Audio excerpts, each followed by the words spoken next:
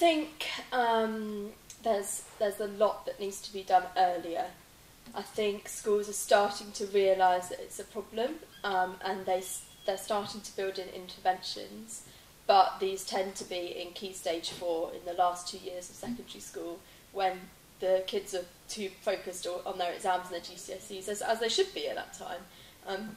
And actually 2 years isn't long enough to give a in-depth, in-breadth overview of the world of work and possible career paths after GCSE.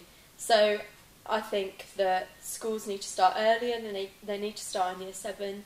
They need to have a slow introduction into just talking about work and the fact that this subject or this topic is going to support you in the future because it relates to this aspect of the workplace, whatever it is, and building that into everyday lessons, but also having specific days or weeks which are employment focused, where they have trips to businesses, where they get business people in to speak, where they go and see what it's like to work in the public sector or the third sector as well, and have that kind of understanding that there's more than just kind of one set route.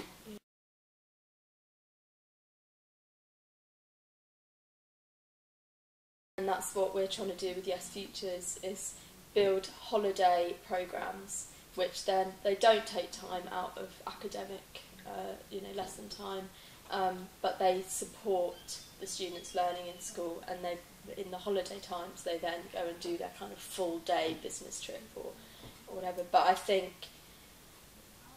as great as that is, and as beneficial as the kids find it when they come on our programmes, there still needs to be a reflection in the school. The school still needs to be picking up on their experiences and bringing that into the lessons and making them realise how their studies do relate to their future careers, and that it's not just a completely separate thing.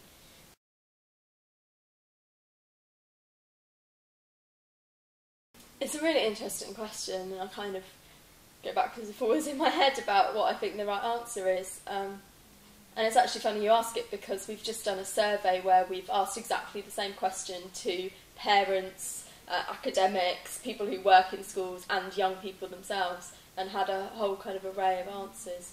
The interesting thing is that young people generally say they think school should be the institution providing it. And I'm not sure if that's because that's what they know and that's what they're used to, and so that's why they've said they think school should be providing it. I think there are lots of problems with schools providing it. I don't think it's fair on teachers who already have a very demanding workload to kind of expect them to do extra. So if schools do choose to provide it, they need to be careful about how they integrate their teachers' time. But the plus side is that schools know their students the best. Of course they do. And the teachers that teach them every day are the ones who have the best understanding of what the right kind of support for that particular child is. And so any support from a government level can never be individualised enough to support an individual student. And in that way, the school still needs to play a role. But I do think there's some exploration that needs to be done in how community organisations and how businesses and how social enterprises can kind of come on board and join together with schools to sort of do the hard work for them, but use the expertise of the school's knowledge of the students at the same time.